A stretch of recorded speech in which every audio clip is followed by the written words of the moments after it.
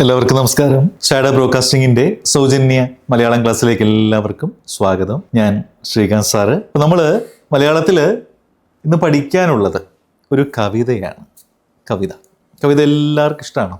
കഴിഞ്ഞ ദിവസത്തെ നമ്മൾ പഠിച്ച പാഠഭാഗങ്ങളൊക്കെ നിങ്ങൾ ഒന്ന് ഓടിച്ചു നോക്കിയോ? നോട്ടൊക്കെ എഴുതി വെച്ചോ? അപ്പോൾ ഒരു ദിനസഞ്ചാരം. അപ്പോൾ ഇത് വള്ളത്തോളിൻ്റെ ഒരു ലഘു കവിതയാണ്, ഒരു ചെറിയ കവിതയാണ് കേട്ടോ. വള്ളത്തോളിൻ്റെ സാഹിത്യമഞ്ജരി ഒന്നാം ഭാഗത്തിലെ ഒരു ചെറിയ കവിതയാണ്. വള്ളത്തോൾ എഴുതിയ കവിതയാണെന്ന് ഓർത്താൽ മതി. ഒരു ദിനസഞ്ചാരം. അപ്പം നമുക്ക് പഠിക്കാനുള്ള ഈ ഒരു കവിത ഇത് പ്രകൃതിയെക്കുറിച്ചുള്ളതാണ്. പ്രകൃതിയുടെ ആ ഒരു മനോഹാരിതയൊക്കെ വർണ്ണിക്കുന്ന ഒരു ചെറിയ കവിതയാണ് ദിനസഞ്ചാരം. അല്ല, ഒരു ദിവസത്തെ സഞ്ചാരം എന്നുള്ളതാണ് കേട്ടോ. അപ്പോൾ എന്തായിരിക്കും കവിതയിൽ ഇവിടെ ചർച്ച ചെയ്യുന്നത്, എന്താണ് പറയുന്നത്? കവിത നമുക്കൊന്ന് വായിച്ചു നോക്കാം. എല്ലാവരും റെഡിയാണോ? ക്രമേണ മേൽപോട്ടു പടുത്തു ചക്രവാളത്തിൽ മുട്ടിച്ചൊരു കോട്ട പോലെ കിഴക്കുഭാഗത്തകലെ പരന്നു കിടന്നിടും കുന്നിതു നന്നു കാണാൻ ആദ്യത്തിലാൽ പുക പോലെ കണ്ടടുത്തിടും നമ്മുടെ കാഴ്ചയെങ്കിൽ മരങ്ങൾ പൂവല്ലികൾ മറ്റുമോരോന്നായി ക്രമാൽ വീർതിരിയുന്നു ഭംഗിയ. അല്ലേ, കവിത കുറച്ച് നമുക്ക് കേൾക്കാത്ത കുറച്ച് വാക്കുകളൊക്കെ ഉണ്ടല്ലേ. ക്രമേണ മേൽപോട്ട് എന്താണെന്നുള്ളതാണ്.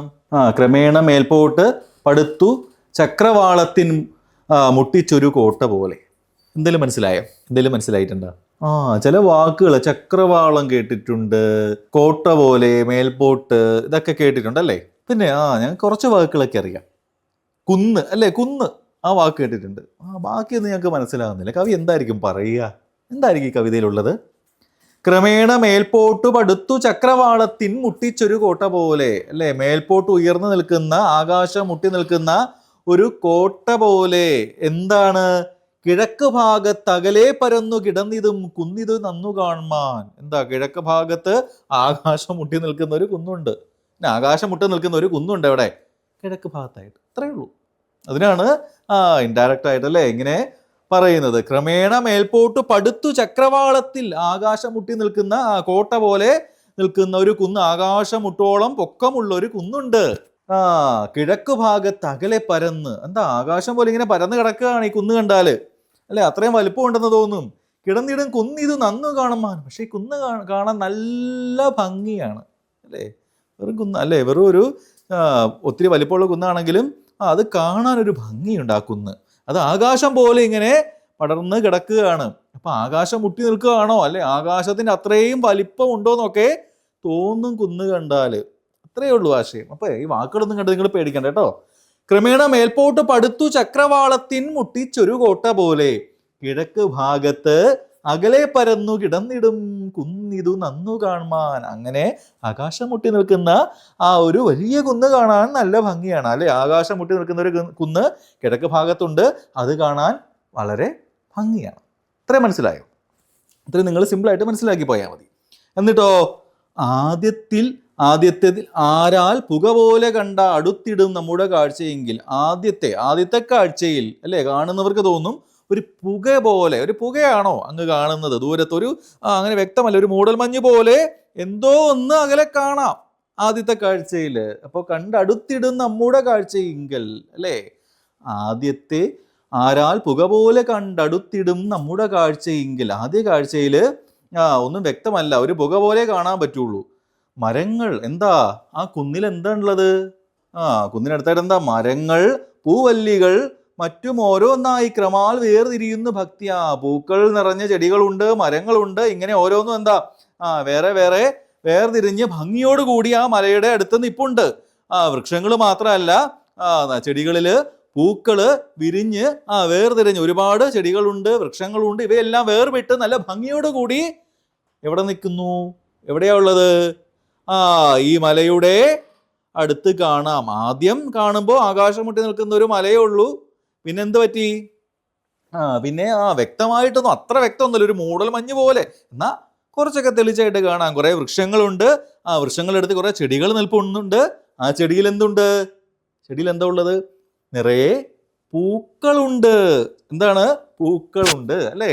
ഈ പൂക്കൾ കാണാൻ നല്ല ഭംഗിയാണ് അല്ലേ? പൂക്കൾ കണ്ടാൽ നമ്മളൊന്ന് നോക്കും അല്ലേ? പൂവ് പെൺകുട്ടികളാണെങ്കിൽ പൂ പറിച്ച് എവിടെ വെക്കും? തലയിൽ ചൂടും അല്ലേ?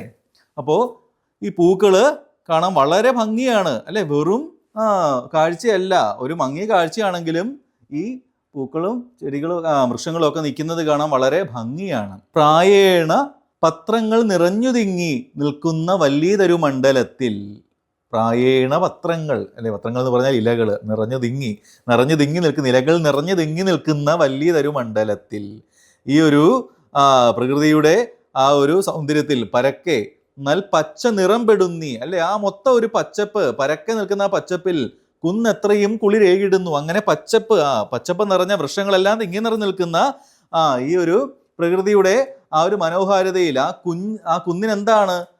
പച്ച നിറം പെടുന്നി കുന്നെത്രയും കണ്ണിന് കൺകുളിരേകിടുന്നു. പച്ചയായിട്ട് കുന്ന് തന്നെ ഒരു പച്ച പോലെയാ തോന്നുന്നത്. ഈ വൃക്ഷങ്ങളുടെ ആ ഒരു വൃക്ഷങ്ങളൊക്കെ നിറഞ്ഞു നിൽക്കുന്നത് കൊണ്ട് ആ വൃക്ഷങ്ങളുടെ പച്ചപ്പ് കുന്നിനെ ആകെ പച്ച നിറമുള്ളതാക്കി മാറ്റിയിരിക്കുന്നു.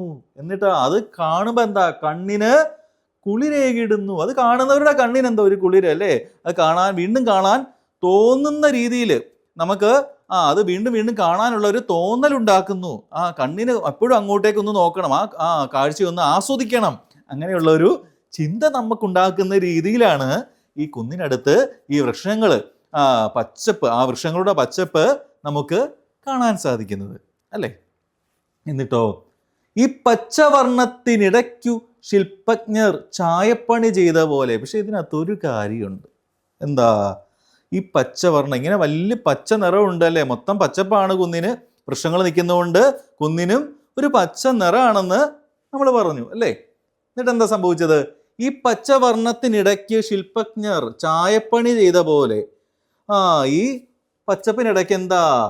ശില്പജ്ഞർ ചായപ്പണി ചെയ്ത പോലെ. എന്താണ് ശില്പജ്ഞർ? ശില്പം ഉണ്ടാക്കുന്ന ആളുകൾ ഒരു ശില്പം ഉണ്ടാക്കിയിട്ട് അതിൽ പെയിന്റ് അടിക്കും അല്ലേ?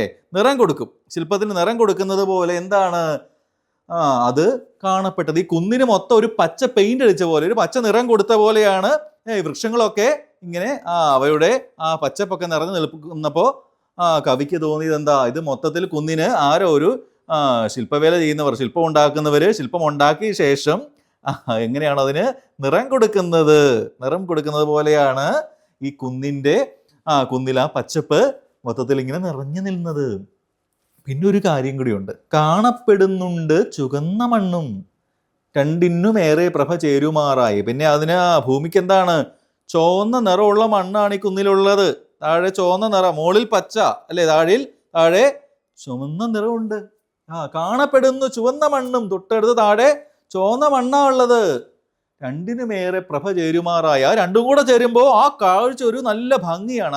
ആ കാണുന്ന കാഴ്ച വളരെയേറെ ഭംഗിയുള്ളതാണ്. മേളിൽ നല്ല പച്ചപ്പ്, താഴെ ഭൂമിയിൽ നല്ല ചുവന്ന മണ്ണ് അല്ലേ? ഈ ഒരു മൊത്തം ഈ മലയ്ക്കുള്ള ആ ഒരു പച്ചപ്പും താഴത്തെ ആ ചുവന്ന നിറവും ഒക്കെ, താഴ്വാരത്തിലുള്ള ആ ചുവന്ന നിറവും മുകളിലത്തെ ആ മല മുഴുവൻ നിറഞ്ഞു നിൽക്കുന്ന ആ പച്ചപ്പ് എങ്ങനെയുണ്ടായെന്നാ പറഞ്ഞേ?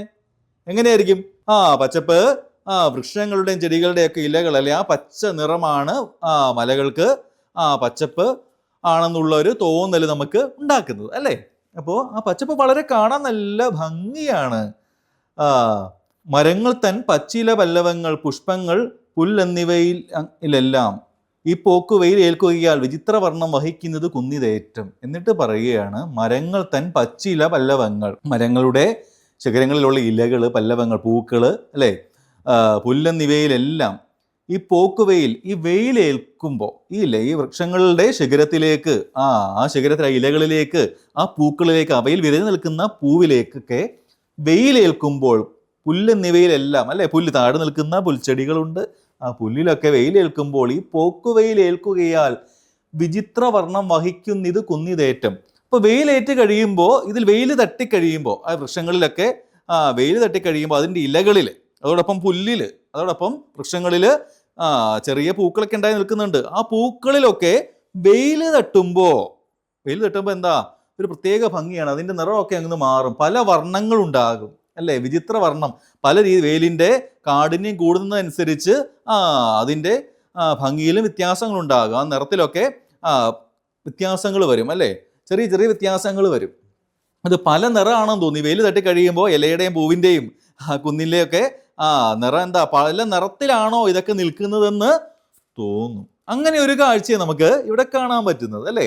മരങ്ങൾ തൻ പച്ചില പല്ലവങ്ങൾ പുഷ്പങ്ങൾ, എന്താണ് മരങ്ങളുടെ ആ ഒരു പച്ചിലകള്, അതിലുള്ള പൂക്കള്, പുല്ല്, താഴെ നിൽക്കുന്ന പുല്ല്, ഇവയിൽ ഈ പോക്കുവയിൽ ഏൽക്കുകയാൽ വിചിത്രവർണ്ണം വഹിക്കുന്ന ഇത് കുന്നിതേറ്റം. അവയിൽ വെയിൽ തട്ടുമ്പോൾ എന്താ സംഭവിക്കുന്നത്? പല നിറം ഉണ്ടാകുന്നു, അവയ്ക്കൊക്കെ പല നിറങ്ങൾ അല്ലെ ഉണ്ടാകുന്നു. ആ പച്ചപ്പൊക്കെ മാറി പല നിറങ്ങളൊക്കെ അവയിൽ സംഭവിക്കും, പല മാറ്റങ്ങൾ ഉണ്ടാകുന്നുണ്ട് എന്ന് കവി പറയുകയാണ്. എന്നിട്ടോ ചിലേടം ആച്ഛാദന ശൂന്യമായും ചിലേടം ഓരോ മുകിലാൽ മറഞ്ഞും താന്നും ചിലേടം ചില ദുഃഖുയർന്നും നാനാപ്രകാരം വിലസുന്നു ശൈലം. ഈ കുന്ന് എങ്ങനെയാ നിൽക്കുന്ന ശൈലം? ചിലയിടം ആച്ഛാദന ശൂന്യം, ചിലയിടമൊക്കെ എന്താ ശൂന്യമായിട്ട്, പ്രത്യേകിച്ച് നിറമൊന്നുമില്ല. എന്നാൽ ചിലയിടം ഓരോ മുകിലാൽ മറഞ്ഞും, എന്താ ചിലയിടമൊക്കെ മേഘങ്ങൾ ഈ കുന്നിനെ ഇങ്ങനെ മറച്ചു പിടിച്ചിരിക്കുന്ന പോലെ തോന്നും ചില സമയത്ത്. പ്രത്യേകിച്ച് നിറമൊന്നുമില്ല, പക്ഷേ ഈ വെയിലേൽക്കുമ്പോൾ കുന്നിന്റെ ഒരു സൈഡിൽ എങ്ങനെ മേഘം ആ കുന്നിനെ ഇങ്ങനെ മറച്ചു പിടിച്ചിരിക്കുകയാണോ എന്നിന്ന് തോന്നുന്ന രീതിയിലാണ് കഠിനമായി വെയിൽ കൂടുമ്പോൾ ഉള്ള ഈ കുന്നിന്റെ നിൽപ്പ്. എന്നിട്ടോ താന്നും ചിലയിടമൊക്കെ എന്താ ഇങ്ങനെ താന്ന് നിൽക്കുകയാണെന്ന് തോന്നും. ചിലയിടമൊക്കെ താന്ന് നിൽക്കുന്നത് പോലെയാണ് നമുക്ക് തോന്നുന്നത്. ചില ദിക്കുയർന്നും, ചില സൈഡ് എന്താണ് ഉയർന്നു നിൽക്കുകയാണോ എന്നും തോന്നും അല്ലേ. കുന്ന് കണ്ടു കഴിഞ്ഞാൽ വെയിൽ തട്ടിക്കഴിയുമ്പോൾ ഇലകളിലൊക്കെ പൂക്കളിലും ചെറിയ മാറ്റങ്ങൾ ഉണ്ടാകും അല്ലേ. ആ മാറ്റങ്ങൾ അവയ്ക്ക് പല നിറങ്ങൾ നൽകും. അപ്പൊ എന്ത് വ്യത്യാസം ഉണ്ടാകുന്നത്? ചിലയിടം നമ്മളൊരു ക്യാൻവാസിൽ ഒരു ചിത്രം വരച്ചിട്ട് അതെങ്ങനെയാ പെയിന്റ് ചെയ്യുന്ന പോലെയാണ് ഈ കുന്ന് കാണപ്പെടുന്നത്. ചിലയിടം ശൂന്യമായിട്ടും ചിലയിടം ഓരോ മുകിലാൽ മറഞ്ഞും അല്ലേ, മേഘങ്ങൾ കൊണ്ട് ചിലയിടമൊക്കെ മറഞ്ഞുകൊണ്ടും താന്നും, ചിലയിടമൊക്കെ താന്നിരിക്കും, ചിലയിടമൊക്കെ ഉയർന്നിരിക്കും. നാനാപ്രകാരം ഇങ്ങനെ പല രീതിയിൽ ഇങ്ങനെ കുന്ന് നിൽക്കുകയാണ്. കുന്ന് ആദ്യം ഉയർന്നാണെന്ന് തോന്നും, പിന്നെ താന്നാണെന്ന് തോന്നും, പല നിറങ്ങളുണ്ടാകും.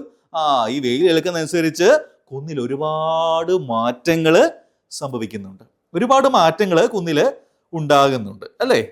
എന്നിട്ടോ പത്രങ്ങളോടൊട്ടിളകുന്ന വൃക്ഷ ലതാഗണത്തിൻ പഴുതിങ്കലൂടെ ഇളങ്കറുപ്പേന്തിയിടും അമ്പരാന്തം കാണുന്നിതങ്ങേ പുറം ആഴി പോലെ. അപ്പൊ എന്താണ് ഈ പത്രങ്ങളോടൊട്ടിണങ്ങുന്ന വൃക്ഷലതാഗണത്തിൽ അല്ലേ. അപ്പോൾ നമ്മുടെ വൃക്ഷങ്ങളിൽ ചേർന്ന് നിൽക്കുന്ന ആ ഇലകൾ എന്താ സംഭവിക്കുന്നത്? വൃക്ഷങ്ങളിലുള്ള ഇലകളിൽ ആ ലതാങ്കണത്തിൻ പഴുതിലൂടെ, ആ ഇലകൾക്കിടയിലൂടെ ഇളം കറുപ്പേന്തി വളരെ ചെറിയ കറുപ്പുള്ള അമ്പരാന്തം കാണുന്നത് അങ്ങേപ്പുറം ആഴി പോലെ. അങ്ങേപ്പുറത്ത് ഇലകൾക്കിടയിലൂടെ നോക്കിയാൽ, ഈ വൃക്ഷങ്ങളിൽ ഈ വേലേറ്റ് കഴിയുമ്പോൾ വൃക്ഷങ്ങളുടെ ഇലകൾക്കിടയിലൂടെ നോക്കിക്കഴിഞ്ഞാൽ ഒരു കാര്യം കാണാൻ പറ്റും. എന്താണ്?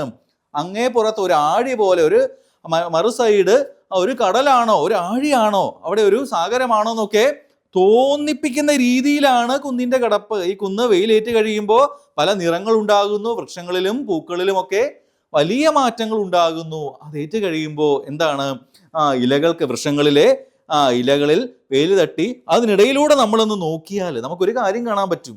എന്താണ്? ഈ കറുപ്പേന്തിയിടും അമ്പരാന്തം കാണുന്നിത് അങ്ങേപ്പുറം ആഴി പോലെ. കുന്നിന്റെ അങ്ങേപ്പുറത്ത് ഒരു കടലാണോ നിൽക്കുന്നത്, ഒരു കടലുണ്ടോ, ഒരു കടലുണ്ടാ എന്നുള്ള ഒരു തോന്നല് ഈ കാണുന്നവരുടെ കാഴ്ച അല്ല കണ്ണിനൊക്കെ അങ്ങനെ ഒരു തോന്നൽ ഉണ്ടാക്കുമെന്ന് ആര് പറയുന്നു? വള്ളത്തോൾ പറയുകയാണ് അല്ലേ. ഒരു ദിനസഞ്ചാരത്തില് എന്തൊക്കെയാ പറയുന്നത്?